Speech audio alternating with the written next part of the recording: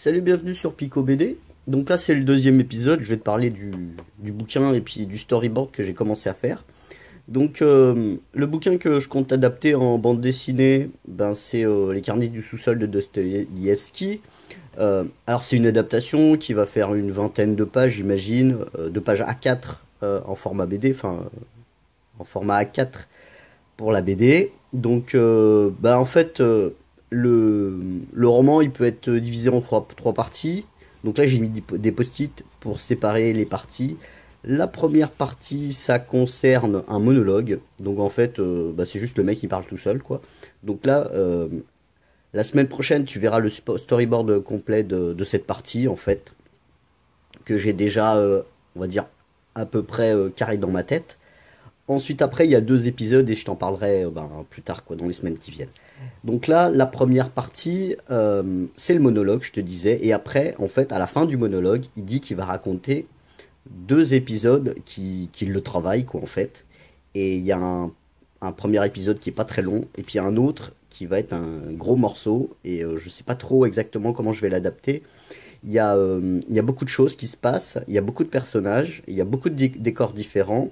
Donc je sais pas trop comment je vais faire. Et puis de toute façon, comme c'est une adaptation, je vais simplement garder bah, les passages qui m'intéressent en fait. Donc là, j'en viens à mon monologue. Donc en fait, c'est un monologue, c'est un mec dans un sous-sol et il écrit. Alors le problème, c'est que je peux pas présenter en bande dessinée juste un mec assis à une table qui écrit et puis qui dit des choses.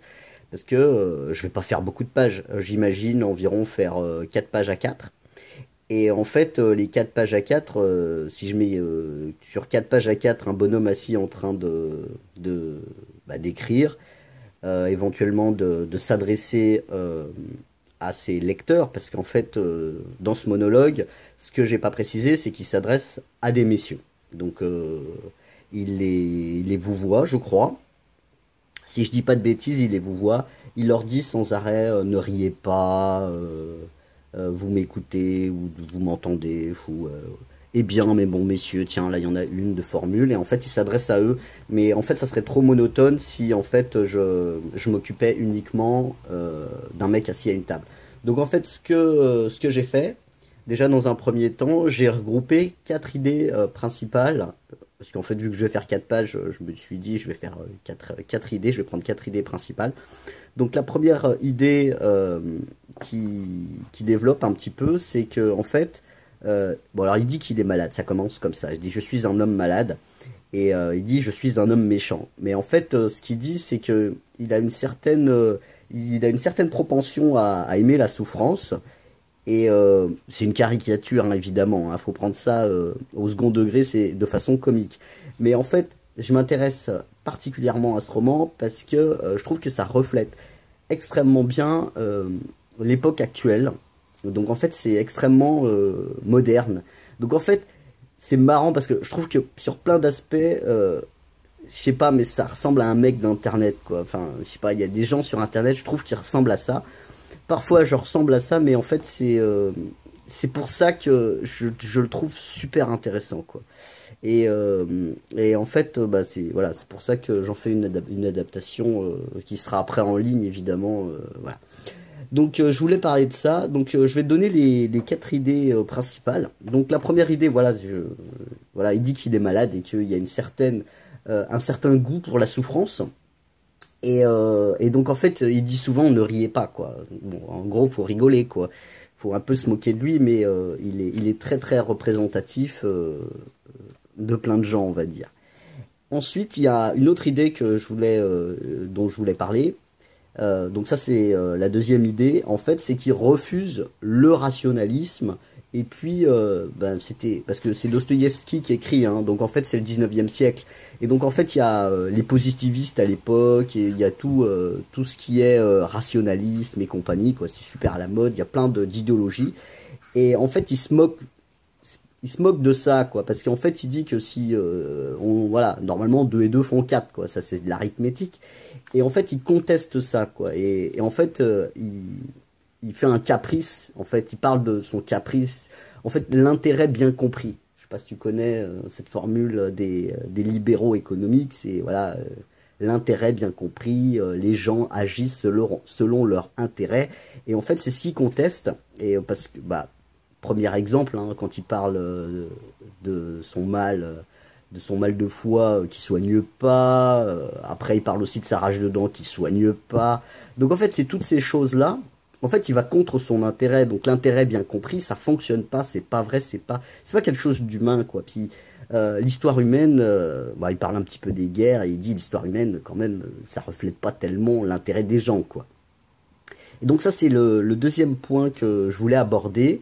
Et puis il y en a un troisième, donc celui-ci, ça recoupe un peu le deuxième point, mais je voudrais le développer un peu aussi. C'est le côté caprice, quoi. Parce qu'en fait, voilà, il dit, bah voilà, en gros, il fait un caprice, quoi. Et il fait bien comme il veut, et puis même si c'est pas son intérêt. Et en fait, c'est toujours contester la logique de l'époque, la logique qu'on est censé suivre. On est censé être des êtres rationnels, et c'est loin d'être le cas de tout le monde. Donc ça c'est pour la troisième page en fait, hein, que je vais faire, la troisième page à 4. Et la quatrième page à 4 en fait c'est ce qu'il annonce en fait. Voilà, il parle des souvenirs qui le tracassent, quoi, qui parfois euh, bah, le perturbent, quoi. Enfin voilà, et puis en fait il va en parler, donc il annonce ça. Et puis en fait, il dit qu'il a plein d'anecdotes à raconter. Et en fait, il en raconte que deux. Enfin là, on en a que deux dans le roman, hein. Et donc en fait, comme il neige, en fait, c'est un personnage. Bah, ça se passe en Russie, quoi. C'est un Saint-Pétersbourg. Et voilà, il neige souvent, quoi. Et donc en fait, comme il neige, eh ben, il va parler de deux anecdotes qui se passent l'hiver, quoi. Donc il va raconter ça. Donc ça, c'est pour la partie, je t'explique un petit peu comment j'ai fait le découpage, hein. En fait, j'ai lu, et puis j'ai retenu les idées qui me semblaient intéressantes. Et ça, c'était d'un point de vue de l'histoire, quoi. Alors après, le souci, c'est qu'est-ce que je mets en visuel, quoi. Donc j'ai pris les quatre idées principales, et en visuel, en fait, on va avoir un personnage. Alors, moi, je vais pas le mettre directement dans sa cave, en fait. Ce que je vais faire, je vais le faire euh, cheminer en fait. Donc en fait ça va pas être un enfin ça va être un monologue évidemment puisqu'il est tout seul. Mais en fait je vais lui faire des activités du quotidien. Et puis à la fin des activités du quotidien, enfin il annonce ce qu'il fait. Parce qu'en fait c'est un homme seul, il est chez lui. En fait il se terre dans son trou.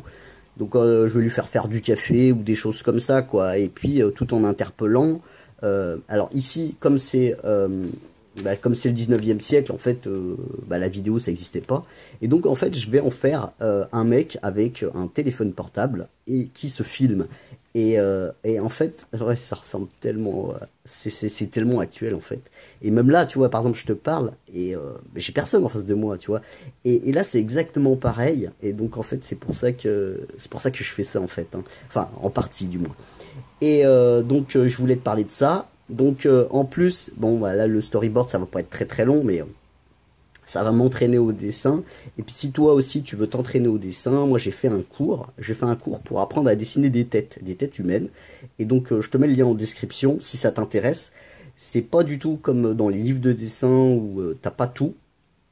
Euh, c'est pas... Enfin, voilà, t'as des gens qui dessinent très bien. Donc, en fait, ils sont très schématiques.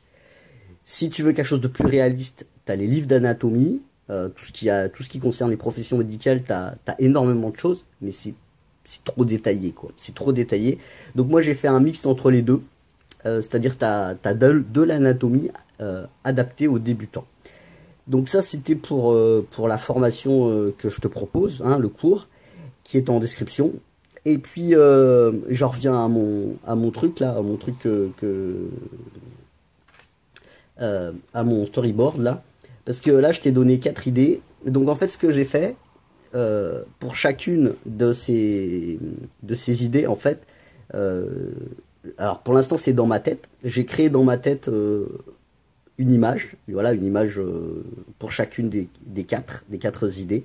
Et puis, en fait, je vais partir de ça. Ça, je vais faire ça cette semaine. Donc tu verras ça la semaine prochaine. à partir de ces 4 images, bah, je fais le lien entre ces 4 images pour avoir quelque chose qui ressemble à un storyboard, quoi. J'ai regardé beaucoup sur internet les storyboards, comment faire et tout, mais à chaque fois c'est des feuilles vides avec des cases, hein. En gros c'est ça, quoi. Et puis t'as des trucs tout faits, et tu sais pas comment arriver d'une histoire à un storyboard. Ça c'est un vrai problème. Donc en fait, moi je me suis dit, je me donne des points, voilà, des points qui m'intéressent. Il faut absolument passer par ces points-là. Pour chacun des points, je me donne une image. Donc si tu es sur ma chaîne, tu connais peut-être un peu le logiciel Flash, on parle d'images clés. D'images clés, et puis on fait de l'animation entre chaque image clé. Et ben là, c'est exactement le même principe. J'ai mes images clés dans ma tête. Et voilà, en ce moment, je m'entraîne à dessiner, hein, excuse-moi. Je peux pas te les présenter, c'est pour... voilà. Et donc, en fait, bah, c'est des croquis, hein. Ensuite, une fois que j'ai les 4 images clés, je fais le lien. Donc ça, tu vas le voir la semaine prochaine. Donc si tu n'es pas abonné à la chaîne, tu t'abonnes. Voilà, il n'y a pas de souci. Et puis, si tu es abonné à la chaîne, bon, moi je te dis rendez-vous la semaine prochaine. Hein, comme ça, tu verras, ça va être pas mal. Qu'est-ce que je voulais te dire l'autre? Bah, c'est tout, un peu, je voulais un petit peu t'expliquer.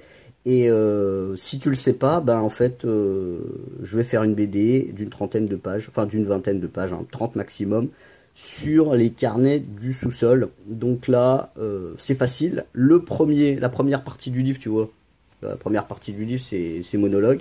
Voilà, tac, 4 pages environ, 4 pages à 4. Là, il y a un petit épisode, donc je sais pas exactement combien de pages je vais faire, je vais réfléchir après.